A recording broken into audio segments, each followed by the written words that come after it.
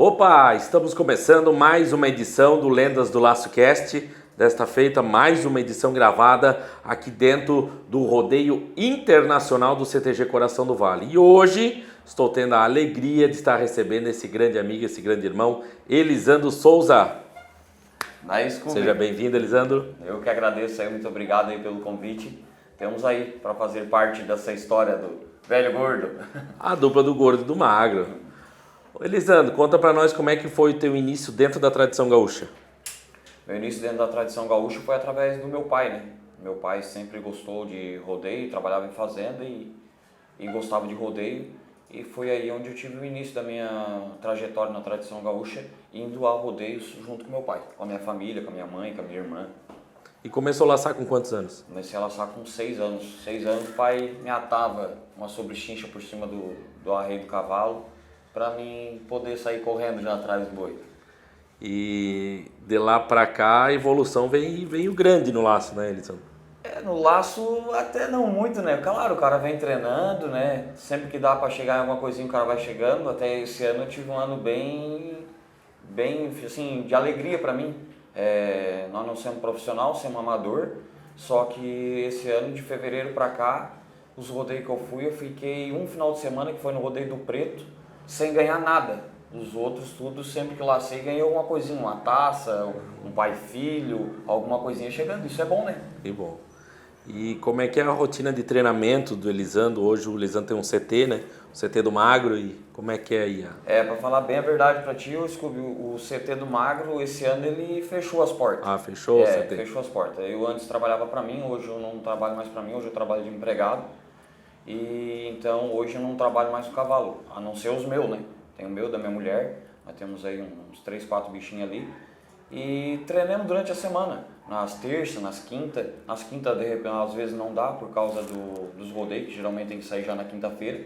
Mas na terça-feira, quando dá, a gente dá um treininho, eu e ela. Quando dá. Quando dá. Pode falar bem a verdade, faz umas 3 semanas que eu não fui treinar. E dá pra ver então que às vezes não é só o treino necessário, né? Porque os anos passados tu lidava só com cavalo, treinava quase todo dia e não teve o mesmo resultado de agora. Né? Não tive o mesmo rendimento que eu tive nesse início de ano, é verdade. Verdade. E como é que foi o Elisandro entrar como narrador? O Elisandro entrar como narrador, eu tinha lá 8 anos de idade e era muito curioso, sempre fui muito curioso. E quando tinha colegas, hoje eu digo colegas, né, mas naquela época alguém narrando, que era Alex Correia, foi um dos caras que eu subi pela primeira vez na casinha de narrador, para ver ele trabalhar, não para narrar, né, para ver ele trabalhar. Alex, Robson Padilha, Enio Cruz, falecido Enio Cruz, lá de Urubici, e Jaime Damas, de São Joaquim, eram pessoas que eu aparecia dentro de uma casinha e toda a vida eles começavam a insistir, para mim ver se eu pegava para narrar. E quando foi um dia lá com o Robson Padilha, lá em São Joaquim, um torneio de laço que tinha, ele me ofereceu, ele estava trabalhando em cima da casinha, nem era casinha, era uma carreta de trator. Ele estava trabalhando lá em cima, eu subi em cima da carreta de trator e ele me ofereceu um microfone. E acho que todo piá, ele brinca na vaca parada, né, Scooby? Ele não pode ser narrador hoje, mas ele brinca na vaca parada. Ele narra a tua armada, ele narra a minha armada, ele narra a armada de um ídolo para ele no laço. E eu fazia isso na Ele vaca parada. fingia que é o... Isso, sai laçando na vaca parada ali no galpão, eu fazia, né? E lá vem Aldo Souza, era o principal chamativo para mim era Aldo Souza na época. E eu narrava a armada do Aldo Souza, então subi pra casinha, peguei o microfone e comecei a brincar. E daí deu no que deu. Deu no que deu. E começou bem cedo também, né? Comecei com 12 anos de idade, eu tinha minha carteirinha como narrador. O pai me levou em Lages, tinha uma reunião. Nessa reunião tinha a prova para narrador. A quem me conduziu a ir fazer essa prova foi o seu Jaime Damas, que é narrador de São Joaquim, hoje até aposentado já parado. E o meu pai foi junto comigo, chegamos lá, eles pediram se o responsável autorizava, que era o pai, aí eu fazia minha carteirinha, porque o MTG sempre teve uma preocupação muito grande de eu, como era muito novo, fazer a carteirinha de narrador e daqui a pouco parar com os estudos. Então, teve que ter o pai ali junto, autorizar para eu poder fazer a carteirinha, fazer a prova, na verdade, graças a Deus passei. E daí começar a trabalhar em rodeios como narrador oficial do MTG. Bacana, é uma história...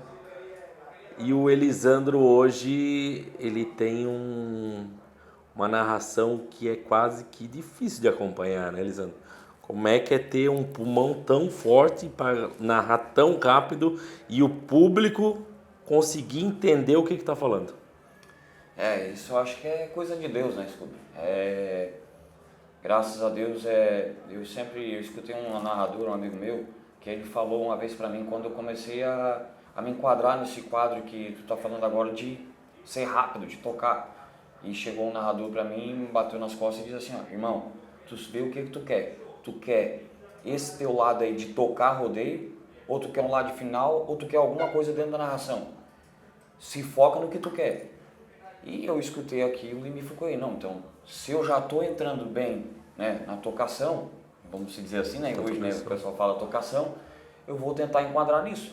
E eu fui tentando sempre priorizar. Eu sou um cara que, hoje com a pequena até é um pouquinho mais difícil, mas quando eu não tinha minha pequena ainda, eu ia para a beira de uma cancha, tu estava narrando, ou outro narrador, eu ficava lá olhando para ver o lote do gado que estava correndo. Geralmente era difícil quando eu subia numa casinha de narrador, e eu não vou dizer que eu conhecia todo o gado, mas se eu olhasse pro brete, olhasse uma res que me marcou correndo, eu sabia o que aquela vaca fazia, se era trote ou era galope. E isso ajuda, porque se tu sabe que vai sair uma vaca trote, eu dizia pro laçador, às vezes tu não entra na cabeça dele, mas às vezes tu entra.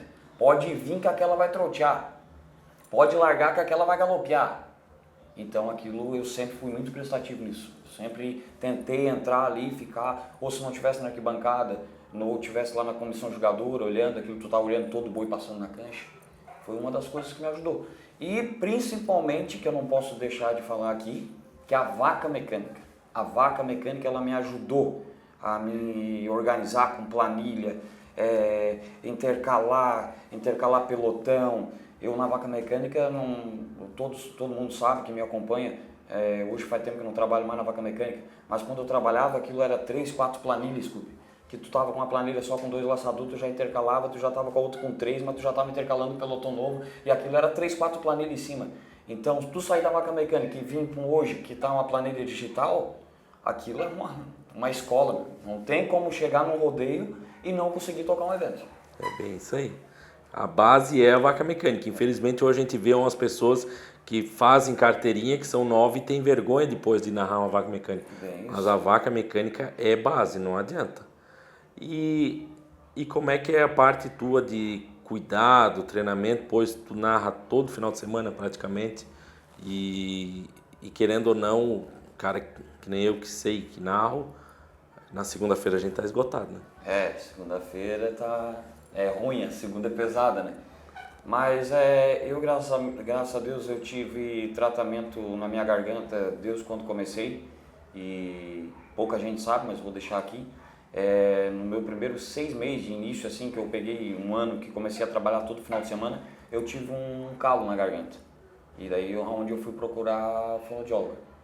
Aí eu fiz o tratamento, curei esse calo, e de lá pra cá, ali até curar o calo da garganta, toda semana eu ia, durante 3 meses, toda semana eu tinha acompanhamento, e não deixei de narrar, continuei narrando, todo final de semana narrava, só que com acompanhamento. E depois que eu curei o calo da garganta, aí eu fiz acompanhamento de 6 meses. E hoje, graças a Deus, já faz uns 2, 3 anos agora, que eu faço acompanhamento com fonoaudiólogo só uma vez por ano. Legal. É importantíssimo. A gente, graças a Deus, o cara consegue trabalhar, consegue ganhar um dinheiro extra, mas o cuidado é importante, né?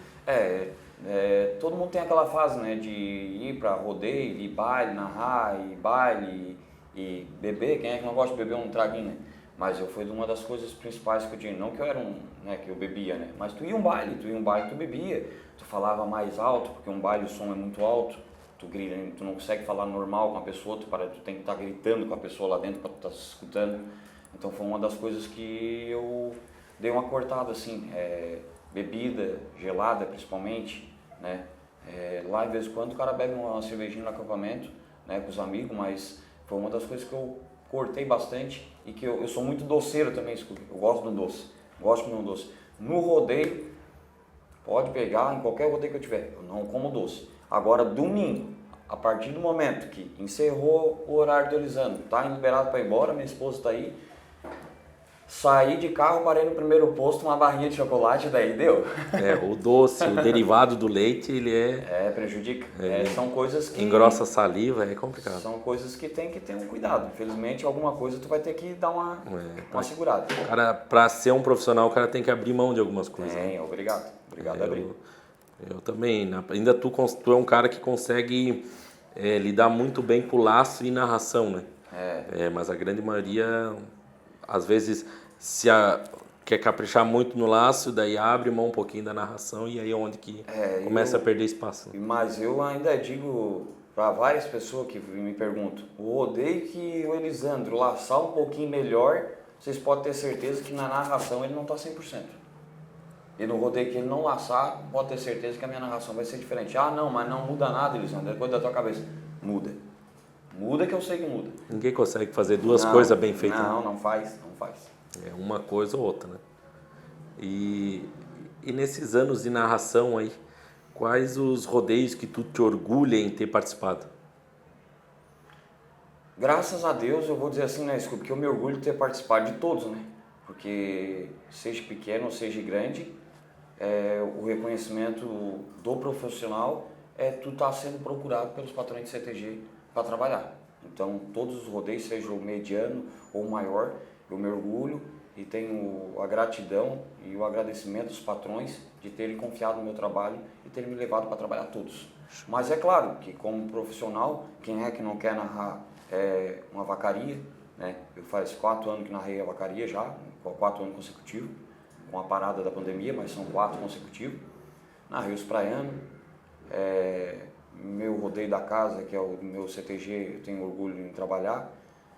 Narrei Coração do Vale aqui também, para mim, já era para me ter vindo bem antes, tu sabe disso, só que sempre batia com um rodeio grande que nós temos lá na nossa região, e graças a Deus depois deu certo. Eu vim aqui o primeiro ano em 2017, eu tenho a foto lá, marcada lá na minha estante, eu, tu e o Adilcinho, e Boca da Serra, Fazenda Silva Neto,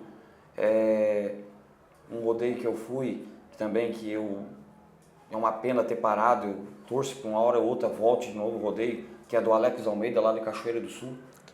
Quinheca. Aquele rodeio foi um rodeio espelho para mim, porque eu nunca tinha saído de Santa Catarina, a não ser já tinha narrado vacaria, mas eu nunca tinha saído de Santa Catarina e ir para o Paraná, depois fui a Rondônia, mas não tinha saído também. E eu fui na Quinheca e peguei um público totalmente diferente, porque é uma coisa tu narrar em casa, né? Conhecer. Se tu se perder na tua planilha, mas saiu o Scooby lá embaixo, olha lá embaixo, o Scooby, cadê o Scooby aqui? Eu tô aqui então.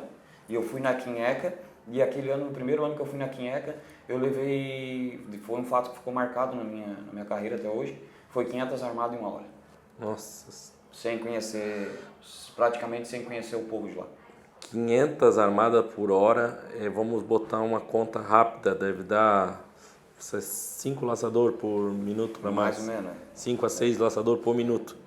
Então, a média de um laçador na cancha é de 10 a 15 segundos.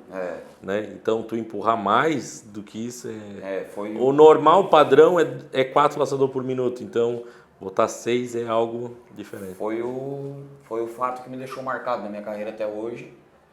Que geralmente agora o cara toca, né, uma laçada de quarteto aí bem empurrado, mas bem empurrado para nós, aqui para vocês, lá para nós. Bem empurrado, são 30 equipes em 1 hora, mas tem que ser empurrado. Dá 360 armadas em 1 hora também. É bastante também. E falando em narração, qual o rodeio que falta ainda pro Elisandro? Para mim, a minha vontade de narrar um rodeio é lá na fronteira. O rodeio que eu vi maior gente em número de laçador. Santa Maria. Santa Maria, em maior número de laçador dentro de uma cancha. Até, se eu não estou enganado, foi esse final de semana aqui, nós conversamos e o pessoal ainda falou, agora eu me lembrei, estava no acampamento do Neneco aqui, do Matheus Dávila, e estava o Guilherme Danque ali. Daí o Guilherme assim, homem, eu queria ver tu lá em Santa Maria, lá na fronteira. Daí eu falei para ele, então, hoje, como profissional, era uma realização para mim trabalhar lá. Para ver se eu ia conseguir me virar. Se vira, né? Lá o pessoal é diferente, lá o pessoal não tem medo de pedir porta.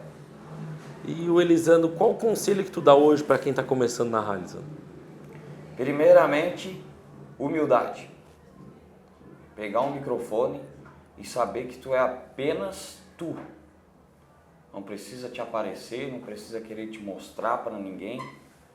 Não precisa mostrar, sair de uma casinha, que eu vejo bastante, né? O cara vê, queira ou não queira, o cara vê. Subiu lá na casinha, levou 400 armadas no horário. Desce da casinha, não precisa tu chegar aqui. Tu viu isso, eu levei 400 armadas uma hora. O reconhecimento vem do povo. E tu não precisa estar falando para ninguém. E, né, mais uma vez lembrando que tu sabe, né, Scooby, que o microfone ele é uma arma, né? Então, por mais que a gente brinque no microfone, hoje eu tenho uma autoridade um pouquinho maior de poder brincar. Eu antes não brincava com ninguém, por mais que seja meu amigo, não brincava. Hoje eu dou uma brincadinha, mas eu brinco porque eu sei que hoje o pessoal aceita eu brincar. Porque de repente tem gente que vai narrar em alguns lugares estranhos, que chega lá pela primeira vez, vai brincar com a pessoa, mas nem conhece a pessoa, isso pode causar um problema. Sim. Então, tipo eu aqui em Gaspar, se eu pegar o pessoal do CTG do Gaspar, do Coração do Vale, eu conheço pouca gente. Talvez eu não conheça um terço dos laçadores do Coração do Vale. Então como é que daqui a pouco eu vou estar ali trabalhando e eu vou chamar um amigo lá que é do Coração do Vale e vou brincar com ele? Ele é do Coração do Vale, mas eu não conheço ele. Sim. Então, né, tem limites, as brincadeiras têm limite. E essa safra nova que está vindo aí é trabalho, seriedade. Tem gente que brinca de chegar 5, 10 minutos atrasado. Cara, tenta fazer o certo, tenta chegar 10 minutos adiantado, 5 minutos adiantado. Tenta chegar ali, pegar o microfone e tu saber o que está acontecendo. Isso não é o Elisandro que está falando, eu estou dando um conselho, para quem vem. Porque eu acho assim, falar mal, abrir a boca para falar mal do outro colega é muito fácil, Scooby. É muito fácil. É abrir a boca e sair falando mal. É muito fácil. Cara, então tu tenta ajudar. Eu penso nesse caso. Tenta ajudar, chega nele, tu tá vendo errado, vamos malhar, tá falando mal. Chega aqui, um exemplo, né? Tô citando um exemplo. Meu amigo, cara, o pessoal tá falando, tá fazendo isso. Se tu sair por esse lado aqui, tu vai driblar a galera. Ninguém mais vai falar mal de ti. Então eu acho que o pessoal, assim, a gurizada nova ainda tem uns que tem receio de escutar o pessoal mais velho, né? E eu acho que é aí onde estão pecando. Que se eu conversar contigo aqui, Scooby, e conversar com o Everaldo Soares ali e com o Alessandro Moliterno lá no outro canto, alguma coisa de boa pra mim eu vou tirar de uma conversa contigo, de uma conversa com o Everaldo, de uma conversa com o Alessandro. Então, safra nova, escutem os narradores mais velhos, porque não é bobeira, não é bobiça, tu vai sempre... Se tu achar que não pegou nada deles, beleza, não pegou nada, mas alguma coisa eu tenho certeza que vocês vão pegar. Eu ainda pego hoje. Eu ainda pego hoje da safra mais velha. Se eu conversar com o Alex hoje, eu vou pegar alguma coisa ainda, né? Vou pegar. E igual eu falei, com o Moliterno, com o Everaldo, tu vai escutar coisas, alguma vírgula, tu vai pegar para o teu profissional. E isso vai te ajudar. E tem aquele ditado que fala que fase não é fim, né? Não dura para sempre. Não dura para sempre. Tu chegar no topo é muito fácil. Se manter. Agora, manter que é o problema. Então, se manter é complicado. O pessoal tem que ter os pés no chão. E eu já estou com mais de 15 anos, o Elisandro também mais de 15 anos na narração. Agora, no começo tudo é maravilha, mas manter até 10 anos, 15 anos não é fácil. Então, o que tu falou é perfeito, se encaixa em tudo perfeito. Então, a gente torce para que cada ano tenha mais narradores novos. Com certeza. Tem que ter renovação. Graças a Deus, a minha região, Oitava, nós temos 8, 7 narradores, todos de alta qualidade. Então, eu tenho uma tristeza muito grande que eu carrego, Scooby, porque a nossa região, cara, é limitada. É Elisandro, Jacob e Chicão. Não é ninguém. E agora tá entrando o Leza, que fez a carteirinha agora. Uhum. Então são 4 narradores só, apenas na região. Eu acho isso muito pouco, cara. Muito não, né? Não é que eu acho, é muito pouco. É pouco. Para uma região.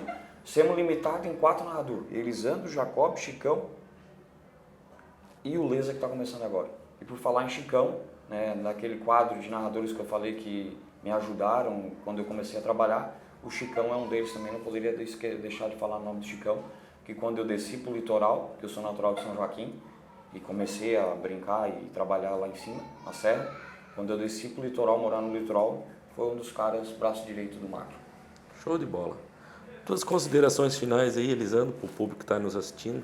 Primeiramente, queria agradecer a tua, Scooby, a teu podcast aí pela parceria e a gente poder estar aí contando um pouquinho da nossa história, né? E agradecer o povo que está em casa nos assistindo, agradecer aquelas pessoas que sempre nos apoiam nos rodeios, que sempre estão mandando mensagem para nós, que isso é muito importante. O cara ali está podendo trabalhar e sempre recebendo um carinho do pessoal que está em casa, um amigo que está lembrando. Eu trabalhei na vacaria esse ano, como foi aqui, tem um ranqueamento ali, aqui no Gaspar também tem, na vacaria também teve um ranqueamento, e no primeiro dia que eu trabalhei, eu saí em segundo no ranking, da minha turma. E o pessoal mandando mensagem, vai pra cima, Mário, vai pra cima, né? Por mais que sabe que aquilo dali era uma brincadeira, o ranqueamento é uma brincadeira, é só para ter um controle, como é que foi o rodeio, como é que andou a forma do rodeio, mas é bom. Então o cara tá lá e sabendo, saiu lá, divulgaram que eu tava em segundo, e o pessoal começar a mandar mensagem, te incentivando, isso é um carinho que eu agradeço muito, pessoal, meus amigos, aqueles todos que mandam mensagem pra gente no final de semana, desejando aí um bom rodeio. A gente sobe na casinha para narrar o primeiro horário, eles batem foto ali do canal, vai pra cima, boa sorte, Magro. Cara, isso aí, às vezes a gente não responde, né? Porque eu sou meio ruim de pegar celular quando eu vou trabalhar. Mas pode ter certeza que depois que eu paro de trabalhar, eu pego meu celular, eu vejo todas as mensagens que vocês me mandam. E isso aí é uma coisa muito gratificante para um narrador profissional, poder ter o carinho do povo de casa. Muito obrigado. Fechou, Elisandro. Obrigado aí pela parceria. Só tenho a agradecer, cara, na amizade que nós temos aí desde 2017, 2016, a gente já se conversava e tive a honra de trabalhar 2 anos do teu lado. Para mim foi uma escola. Tu me apresentou o sul do estado, lá onde eu fiz muitas amizades, muitas pessoas boas. E agradeço. E para encerrar aqui, com um abraço do Gordo. E do Magro.